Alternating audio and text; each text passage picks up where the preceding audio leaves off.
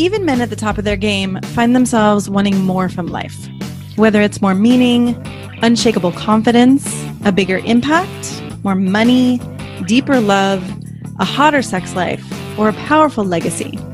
Find out how good your life can be on this episode of Man Alive. Also, as I've supported men in their love and work lives for 15 years now, many men ask for the right words to say to be more successful, attractive, and desirable. But I found it's not so simple as giving scripts or lines because every man is different. So giving words or scripts would be like giving a tall, thin man a shorter, wider man's pants, or vice versa. The words have to make sense for you and your personality, and there's so much happening beneath the surface that people are responding to. If you're interested in how to become a better lover and leader in your own unique way, go to shanajamescoaching.com/quiz, or you can text ALIVE to 44144. It only takes a couple minutes and you'll start to get an idea of how you can be both more respected and desired. After you fill it out, we can schedule a time to review your quiz and talk about your specific challenges and desires. So again, go to either shanajamescoaching.com/quiz or text ALIVE to 44144. That's ALIVE to 44144. Enjoy this episode of Man Alive. Hello and welcome to this episode of Man Alive. I'm excited to be here today with two amazing men, Dominick Quartuccio and Bryan Stace. Thank you guys for being here. Thanks for having us, Shana. You were just on our show, so it's great to be back on yours. Yes, I love doing this together. Amazing men. That sounded nice. You are amazing. That men. landed. Yeah. That landed. Good. I'm so glad because it's true. And, you know, there are so many things I appreciate about you guys. I could name a long list, but off the top of my head, one of the things that I appreciate about both of you is your willingness to be honest and vulnerable, and, you know, that you're outside any idea or story that masculinity is about being tough or being hard or having it all together. And so, you know, thank you for being some of the men who are going first and are showing the true colors of what it's like to be a real human being and a human man. Yeah, thank you. I don't think Bryan or I neither of us wanted to go first. Right? We were very adamant against going first, but then there were some life situations, Bryan, right, that we both faced that kind of thrust us into that kind of spotlight. Yeah, that's right. And even Shane, when I heard you say that, it's not about being tough or being this or being that. I was kind of like, ooh, wait, no, I like that too. Like I still want to be right. I still want to be tough. I still want to be, but I also know when I'm only that, the results that I get and the type of duller life that I can live. And so like Dominick said, we didn't know we were getting into this. We had no idea. You had no idea. Well, yeah. So what were some of those life situations for each of you that brought you to where you are today? Dominick, you're smiling. I'm looking at Bryan. Go ahead. You go first, buddy. Yeah. The first kind of, let's call them existential questions that I started to ask myself is when I felt my left nut and it had a bulge in it. Wow. And I held off from going to the doctor, from talking to anybody about it for about 3 months. The bulge got bigger. The pain got more. Wow. I didn't want to go in. I didn't want to face it. I figured it would just go away. This is at the age of 30. When I went in, I was diagnosed with both testicular cancer and chlamydia at the same time. At the same time. Same time. And then I needed that kind of push in life. Right. If we're not listening, the knocks get louder and louder. Real loud. Dominick likes to tell us that we usually get life lessons in the form of a feather. It just kind of tickles us at first. Yeah. And most of us don't pay attention to that feather. It doesn't change us. Yeah. If that doesn't work, we get a 2x4 across the face. Sometimes that works. We feel it. And sometimes rebel against it even. Yeah. But then the Mack truck comes. I was going to say there's something bigger than a 2x4. Yes. Yeah. And it's really hard to ignore getting flattened by a Mack truck. And that was my Mack truck moment. Yeah. When I started asking myself, like, 1, am I going to live? 2, can I ever have kids? Do I want kids? Yeah. Can I still perform sexually? Yeah. What am I going to do? I'm a single guy with 1 nut now. How am I going to explain this to anybody that I'm with? And so that led me down a whole path of these questions. Yeah. Did you guys know each other back then? Not at that time. Not yet. No, but I mean, and I think that Bryan's story is very similar to mine in the sense that he started talking about, these questions and this like vulnerable time of his life. And he started to notice that other men were really interested in having these deeper kinds of conversations, which was kind of a shock to all parties involved. Yeah. The quick and dirty behind my story is, I lived kind of this default path of my own life where, I graduated college. I did what I was supposed to do. I grabbed a job in the financial services arena to make money and to build a life of security. I followed that journey, and I was well respected. I was making good money. I had leadership opportunities, but in my private life, I was holding it together with sex addiction. Uh-huh. And when I got exposed by breaking the heart of the woman, the only woman I'd ever was able to open up enough to fall in love with at the age of 35, my public life and my secret life came crashing down into one, right? Yep. And that set me on this deep path of inner work. Like, how did I get here? How did I stray so far from the man I thought I was? When on the surface, no one knew. No one would have ever expected. Mm-hmm. And after years of doing that inner work, I started to change. People are like, what's going on with you, man? Like you seem freer, you seem lighter, you seem more confident. And then when I spoke out publicly about it in these open forums in New York City, and Bryan started speaking publicly with me, we noticed how many other guys have been craving to open up about these less spoken about or secretive parts of their lives that they can't go to anywhere else and get any semblance of like an adult conversation about. Yeah. Yeah. I mean, that's, having worked with men, I'm not one. So I love hearing your perspectives and what happens for you in the rooms of men. But, the men who've come to me in the past 15 or 20 years, there's so much of that on the surface. Nobody would know that something was going on, that there was an unhappiness or an addiction or a struggle. And yet, right. And so much isolation as a result, because it's not often talked about, and men aren't, a lot of men aren't out there just being like, hey, this is what's going on with me, because of the stigma around it. Yeah. And Shana, one thing I'll add to that is, if there's a man who's listening right now, who's like, well, I don't have testicular cancer. I don't have a sex addiction. I don't have chlamydia, right. I'm doing fine.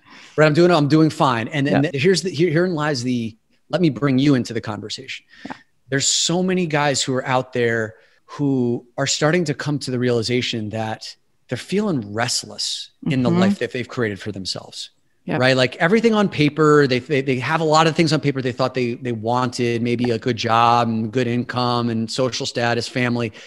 But on a deeper level, they know that they've got more in the tank. Yeah. And they're not lit up by their lives the way that they want to, and they can't quite get at it. They don't know where to go. Yep. That is also, I would say, probably the most common form of man who finds us. Because again, like there's really nowhere else that those guys know how to turn to get real good guidance around how do I find a sense of purpose, meaning, and fire in my life. Yeah. And I often see those men making themselves wrong. Like, what's wrong with me? Yes. That I have all these things and yet I'm still not happy. There must be something I'm doing wrong, as opposed to, oh, the system is broken. Right on. Yeah. Yeah. We find guys at the quote top or sometimes the bottom.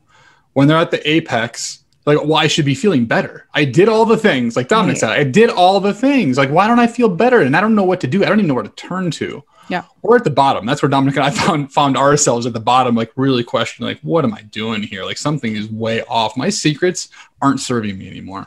Yeah. So, okay, from this place, right, you've brought men together in community, in the Great Man Within Community. You have a podcast. What are you finding? I imagine, and having been in the man space again for a while, it's like not all men are really that excited about joining community, being part of a group. And so I'm kind of curious, as men are on the way in or as they're resisting you, what are they saying? Why don't they want that? Oh my gosh, we could go. This is like one of my favorite things to talk about, because it's like so many guys follow the same exact path, right? Like when it comes to this personal development, this inner work journey, when we talk about inner work, it's basically taking your focus off of like all the external accolades and starting to ask deeper questions around, what do I want from this life? What's my purpose here? What's the legacy I want to leave behind? What do I want to feel on a daily basis?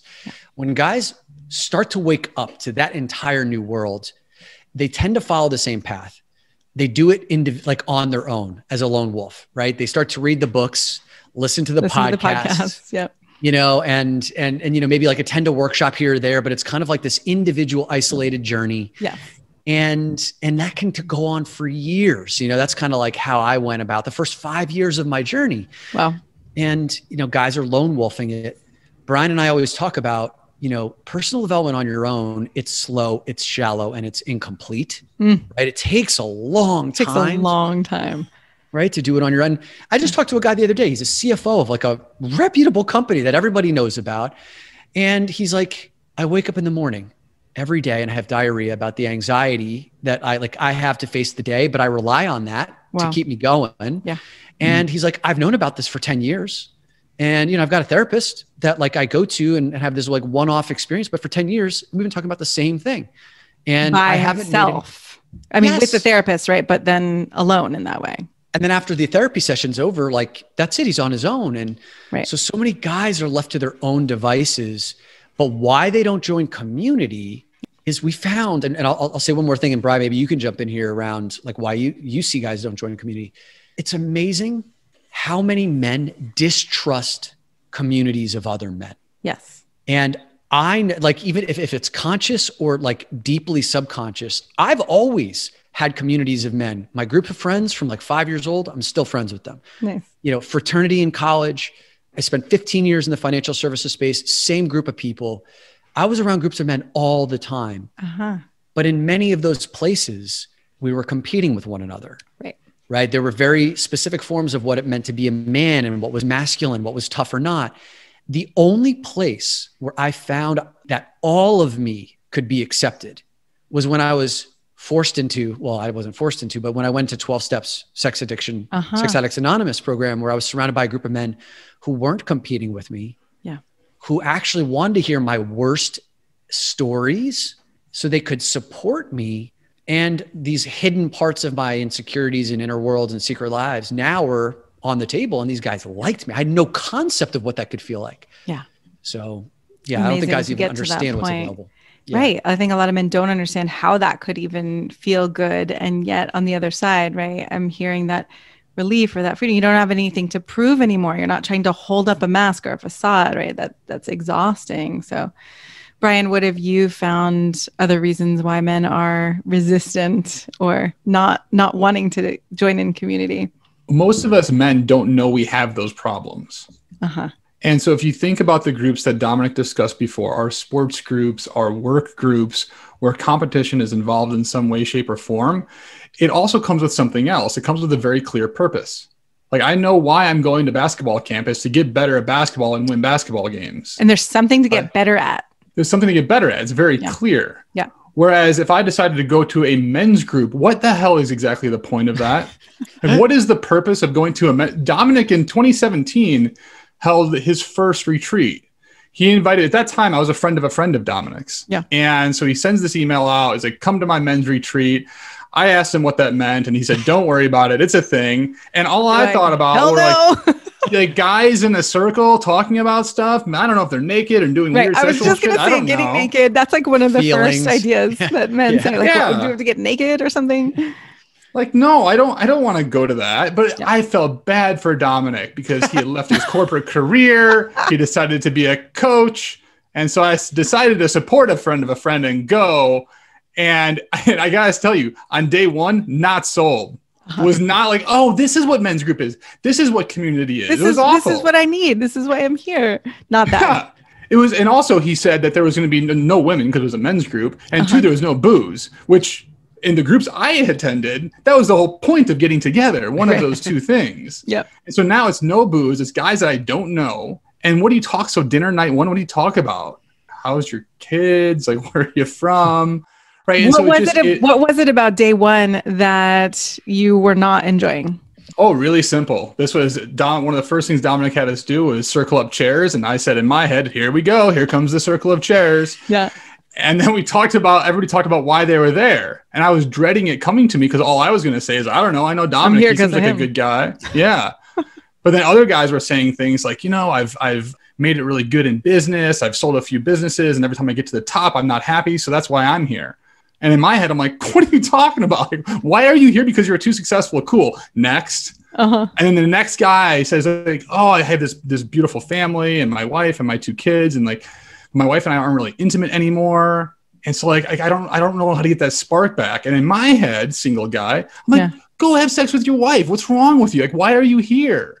And so it wasn't until day 2, day 3, where I started to have breakthroughs of my own of like, wow, I didn't know that all of these things, that entire circle, each one of those guys had a part of my story, my situation inside them. Yeah. And I couldn't see it on my own. Yeah. And what helped you see that? Like, how did Dominick and the other men who were there, how did it actually get in or make that shift for you?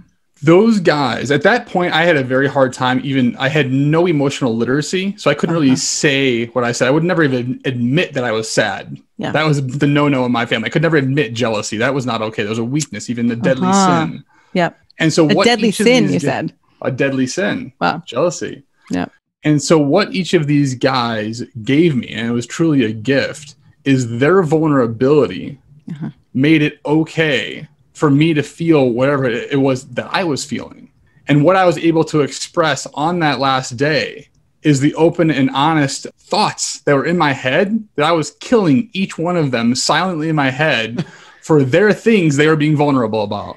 Whew, that's powerful to say, right? Like that you're killing each of them, each of these men inside your own head, but also killing yourself, right? Before your vulnerability could even make it to the surface. Yeah, let me jump in on that, because one of the reasons why that happens is because most guys are walking into situations where they feel unsafe. They would never say this, right? But like you walk into a group of other men and you instantly do this calculation of who's the alpha dog, who's the threat, who are the people that like I'm either stronger or more capable than. Like you do this like assessment so quickly.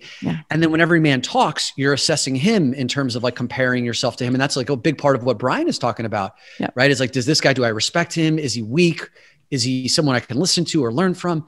And guys don't recognize that they create so much separation between themselves and other men and other people and other humans in general with that unconscious pattern. So it took Bryan 3 days, right? Like where no one else was competing with him, but like, but like he was. Yes. And I did that for 3 months in my 12-step program before my sponsor shook the shit out of me and was just like, dude, these guys are here because they want to help you and you're competing with men who aren't competing with you. It's just so deeply ingrained with us that we don't know what we're doing. Yeah. And competition, that's what keeps coming up, right? Competition that from such a young age, it seems like men even more so than women or other genders, there's kind of a way of competition is at the root or the heart of me knowing who I am or being good enough or something like that.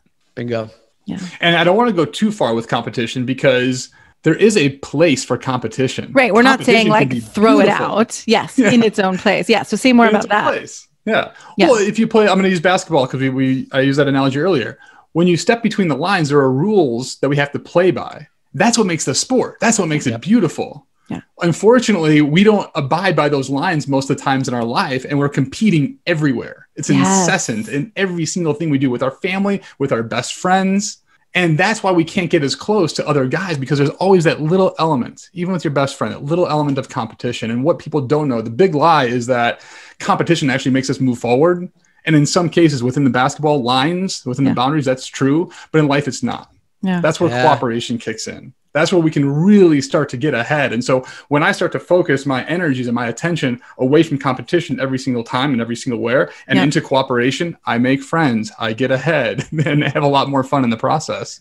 And one of the things we've learned from men in same-sex relationships is they say that competition exists between them in relationships, right? Wow. Because it just permeates all these different areas. And I think Bryan hit the nail on the head. I love competition. I love sports. It's in those lines where it's appropriate. But in life, playing a zero-sum game, because that's what a competition is. There's a winner or a loser. Yes. Like if you build your entire life around zero-sum games, it's a very disappointing way to live. God, I've been seeing that in my kid, even like, he doesn't want to do something if he's not as good as someone else. We were playing Frisbee the other day and, it's like any of these things. And I'm just like, oh shit. When I imagine a future where, he's not risking because he's got to be better than everyone. I'm like, there are not many places where any one of us is better than everybody else. It's such a thin line to walk. So I'm curious for you guys. I mean, as you've made that shift from competition to cooperation. What's happened for you, and what have you seen happen for other men? What you just said is even bigger than you could possibly imagine. So we talk about how men who aren't doing this inner work thing, right? Like aren't doing this kind of work, oftentimes only play the games that they know they can win. Yeah. That's it. Right. And I was just on the phone yesterday with a woman who is a client of mine and has a 20-year-old son who was a valedictorian in high school, gets straight A's and everything. And his life, he has already shrunk to like a mini prison cell because like his only identity is around A's, perfection. And he will not even take on anything that he feels he can look foolish or silly at. Right. And so we start to lop off the things that actually could bring the most aliveness to our lives, a sense of mystery and spontaneity and unpredictability. And men whittle their lives down to like what they can look good at because we're afraid of criticism or afraid of failing. And this is where Bryan and I get the guys who are 45, 50 years old, ridiculously accomplished and can't feel anything on the inside. Yeah. I'll never forget. And I talk about this in a TEDx talk that I did. I was at a men's retreat. It was called the Mankind Project. Highly recommend them. That group. I recommend them too. They're amazing. Been around for decades. I met a 50-year-old dude who was like amazing shape, looked awesome, dressed well. He talked about these like 7-figure businesses that he ran, wife, kids. And he's like, I'm like, dude, why are you here, man? It seems like you got everything figured out. Yeah. And he's like, I'm here because I don't feel like I can experience joy anymore. Like I'm dead on the inside, were basically his words. And I was like, oh, how do you end up here? Yeah. And through doing this work, Bryan and I have met so many guys who on the inside are feeling like they've been sucked into that vortex of not being able to feel their lives anymore. Yeah. Right. Like, oh, this is what's been expected of me. Kind of like you said, I did what I was meant to do, or what it seemed like I was meant to do. I got a good job, made money, like as though that's the path. That's success, that's accomplishment, but there hasn't been any talk of what is it like? I mean, when my Facebook page, actually, it's funny, I named it years ago. It's called True Success for Men or something like that. Like the actual success, right? That you could be happy and fulfilled and making a difference in the world. And it's not all about money and competition. And yet those things have their place, right? But it seems like they just take over. When we're so focused on success and we define that success by outcomes, we miss the entire journey, which I understand sounds like a cliche. Yeah, but say more about it. But when we go through, right, when we go through the journey and we're open to what is and what's in front of us, and we can feel, Dominick likes to call this like finding your greatest energy. What are those activities in your life that you do that give you the greatest energy? Yeah. That's a lot of where my path started too. I literally had a Post-it note. I started writing down what are the activities that give me the greatest energy. It was that simple, that dumb. I love it. I love how often they don't make sense. That's not logical. It's not like, oh, well, this should actually give me energy, or this is it could be so weird. What were some of yours? You mentioned one right before we got started, water. I started noticing that when I drank water continuously through the day, I had more energy. And when I mean energy, I don't mean just spiritual energy. I mean energy to go to go create. Yeah, exactly. And so when we're aware of that, while we're on the journey, it allows the journey to go somewhere different than where we expected. Yeah. And that's a really exciting life because if you already know where you're going, that's the only thing you can be successful at. You can only be like the best Frisbee player ever. And I'm only going to do that. Yeah. Like, good. If that's your thing, if that's your competition, great. But if we're talking about life, it's a pretty big thing. Yeah. And so the journey should be big and exciting as well. Yeah. So I think that's the big misnomer is like, I have to focus 110% of my efforts on this one thing called competition so I can get the outcome and get the success. Oh, and then I'm dying inside. And then you're dying inside. And you get these fleeting moments, right? Where like Phil Jackson, the legendary coach of the Bulls and the Lakers, and he's one of the, I think, the greatest spiritual mentors that are out there, clearly one of the greatest coaches of all time. Yeah. And he was a basketball player before he was a coach, and he won a championship with the New York Knicks.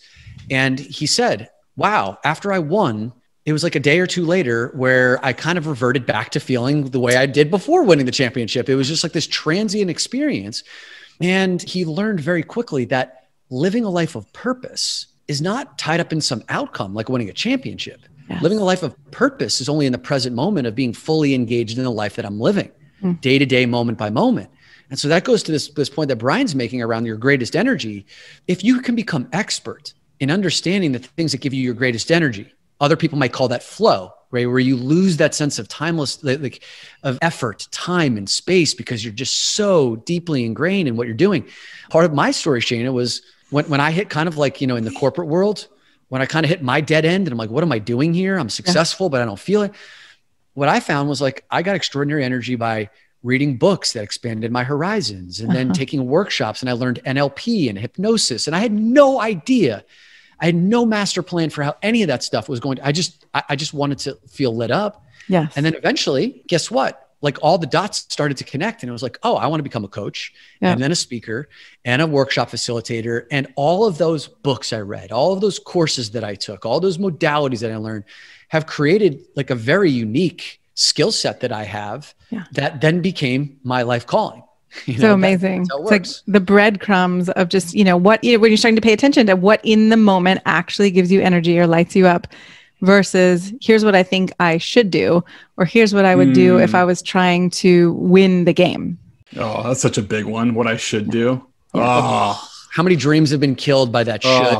Yeah. You know, like Bryan, we see that when we run the retreats. I remember, like, I think about the one that we did in Colorado where we end up with a lot of guys, Shana, who are in this like transitional period in their life, right? They've kind of said, whether maybe they're retiring or they've been in a corporate job, they want to go to, you know, start their own business. They're leaving a relationship. There's like this transitional moment. And the thing that sabotages men so fast is we feel like we have to have the answer. Yeah. If like we know that this part of our life is coming to an end and we want to transition out, we almost force ourselves too quickly to come up with what is the next thing? Yes. And we oftentimes don't sit in the unknowing for long enough. And so you see these guys jump from, I don't know what business I want to start, but I'm so scared about not starting that business that then I'm just going to do something. I'm going to go do something. And then they dedicate the next 5 to 7 to 10 years or the rest of their lives. Yeah. Something that they don't really like, and they just imprison themselves in a whole other thing. All over again. God, I see that so often with men. Like oftentimes when we're talking about, you know, I'm coaching someone, we're talking about their relationship or sex life or something. And I'm like, well, have you asked your partner what feels good to them? And they're like, no, you know, it's not okay not to know because that has been deemed unmanly. Right. That's a whole other truism that we found in guys is we would way rather do it way harder and maybe even get it wrong, but try it on our own than ask. Like, no way are we asking. we're gonna do it. I'm forgetting this story now, but there was something where like, I can't remember exactly what it was, but it was something like a guy decided to. What is it? Yeah. I think I know. So Cleo Stiller wrote this book, Modern Manhood. And she found there's a study that shows that men will drive an extra 900 miles over the course of their lives because we won't ask for directions. 900 miles over the course of amazing. 900 miles. And when you think about that, like not only just in driving, but in where you go in your life or like, you know, the detours in your relationships or relationships lost and, you know, opportunities lost from going in all of those directions and not asking, not cooperating, being collaborative, right? It's like, oh, I've got to do this on my own again. Sure. I mean, listen, there's something to be said to taking a detour where you're like, I'm down for an adventure. Yeah. But most of those 900 miles are spent pissed off because like, I'm, you know, so it's not enjoying the journey, not enjoying the journey. Yes. Yes. Okay. So it seems clear that you guys are finding that men benefit from communities of men, from being with other men, right? What can you say that helps men really understand? Like, what do they get from being with other men? I think I want to talk about one barrier and then trying to hit that point on the head. Okay, one other barrier is like the fear of being forced into something that I don't want to do, like share my feelings. Yeah. Right? Like, I don't want to be the one that has to get up there and do all that.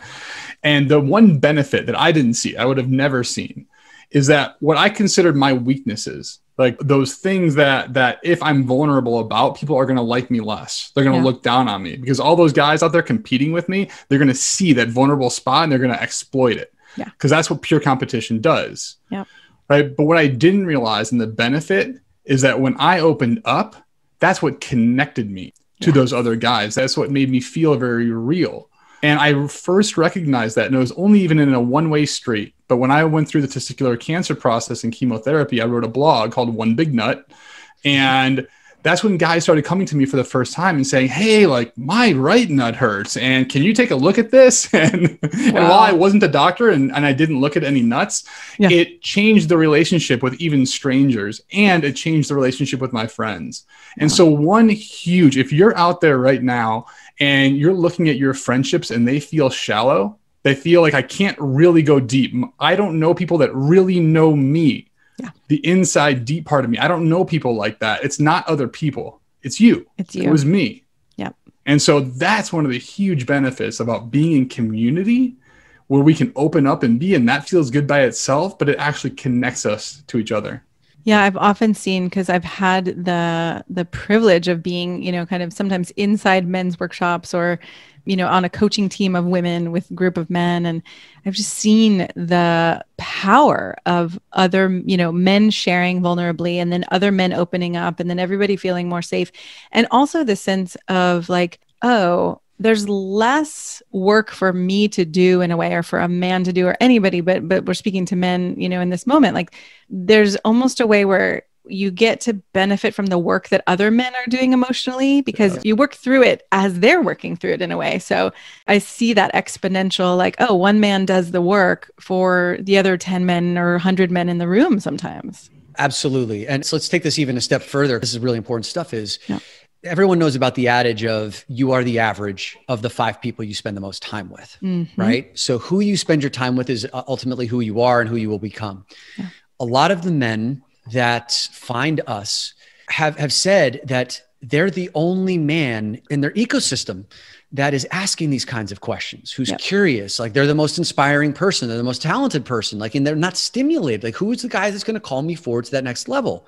Right. And so you have these guys who are floating around individually across the world, wondering, where's that group that's going to raise me to a higher standard? Napoleon Hill, author of Think and Grow Rich, right? The Bible for attracting riches and abundance in your life. He interviewed 500 of the world's most successful people of the time. It was Thomas Edison, Alexander Graham Bell, the Rockefellers, King Gillette, JP Morgan, Charles Schwab, like the who's who, right? Andrew Carnegie. And he mined their secrets. And what he found out is that all of them attributed the biggest part of their success to being a part of a mastermind alliance. Okay. And a mastermind is a collection of people who come together for a common, definite purpose.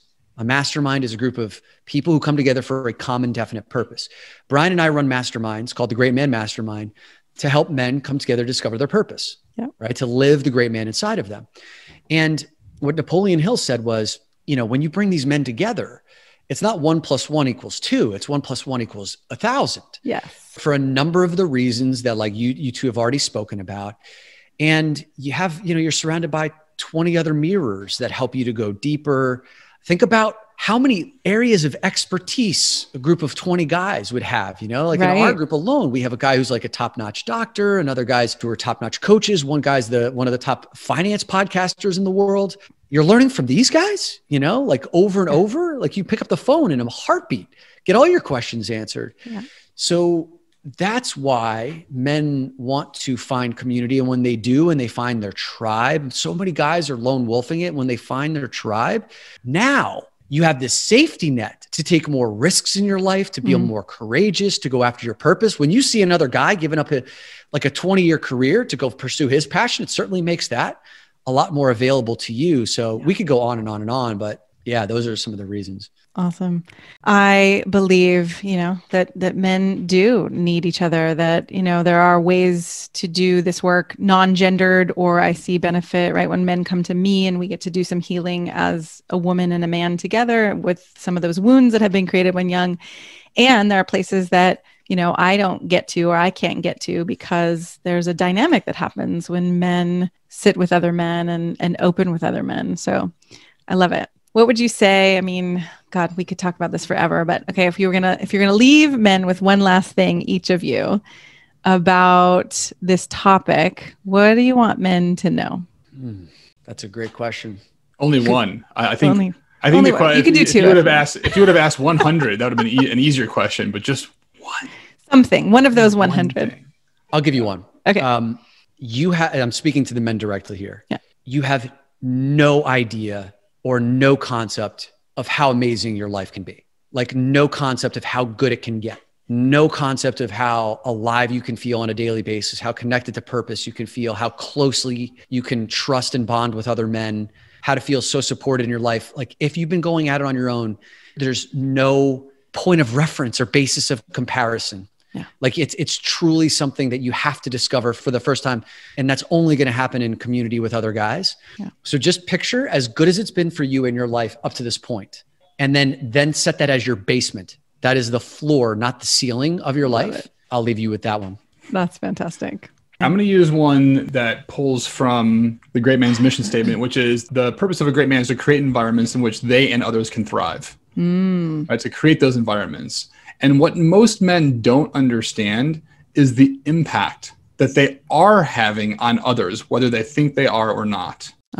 And they can choose whether that impact is one in which people can thrive or in which people shrink. And in community, I've seen the youngest guys in our community do something that has inspired me continually on a daily basis. Right? So even these guys that are just starting out, like what they're doing, and I'm going to use his name, Patrick Devlin, one of the guys in our mastermind. That's who I have in mind right now.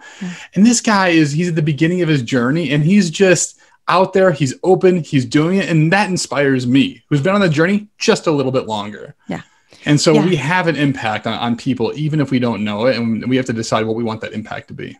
God, that is brilliance too, right? The blind spot of, well, I'm just going along and, people aren't really being impacted. There's a choice point there that we could, choose to have much more of an impact. And B, people are being impacted whether you know it or not, from any conversation you have. Even I work with men around walking in a room and having someone be aware of them without saying a word, right? Like the impact comes before before people are actually interacting with you. But, as soon as somebody's aware of you, you're having an impact on them. No doubt. Yeah. And where can men find you guys? Yeah, Shana, thank you. So our podcast, we'd love guys to come over and listen to the Great Man Within podcast. We've got over 200 episodes now, and you got to listen to Shana's. That was an awesome one. It's been very well received. I think it's episode 201, 202. Nice. And if you're a man who's interested in joining community, head over to thegreatmanwithin.com. We've got a couple of different options on joining community, whether it's virtual. Eventually it's going to be in person, when we hit herd immunity with the pandemic. Yeah. And you'll see some options at thegreatmanwithin.com. Awesome. Thank you guys so much for being here today. Thanks, Shana. Thanks, Shana. I'm so glad you joined us for today's episode of Man Alive. I hope you enjoyed our conversation and it gave you something to consider and explore in your life.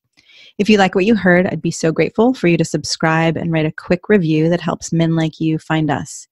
And again, head over to shanajamescoaching.com/quiz or text the word ALIVE, ALIVE, to 44144 to get a sense of how you can become a better lover and leader. You'll start to see how you can be both more respected and desired in your unique and genuine way. If you don't feel as confident or as excited about life or love as you'd like to be, this quiz is a really great starting point and will guide you toward a more passionate love life and a more inspiring and successful career. So again, text ALIVE, ALIVE, to 44144 or head over to shanajamescoaching.com/quiz. Join us each week for a new episode of Man Alive.